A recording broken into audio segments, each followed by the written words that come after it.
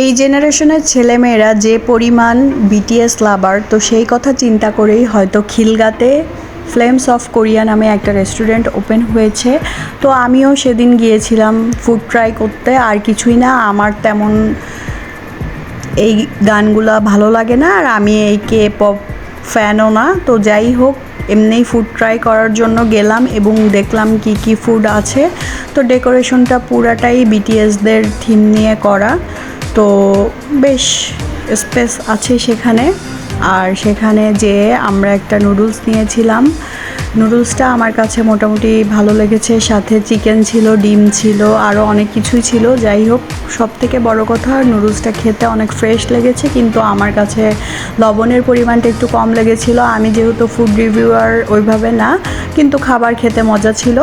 আর সাথে এই সেট মেনুটা নিয়েছিলাম, একটা চিকেন কারি ছিল, দুইটা চিকেন চিলি ছিল এবং রাইস ছিল, আর মোমো ছিল। মোমোর টেস্টটা আমার একটুও ভালো লাগে নাই, বাট রাইস চিকেনের টেস্ট খুবই ভালো ছিল। ওভারঅল ফুড এবং জায়গা ভালো লেগেছে।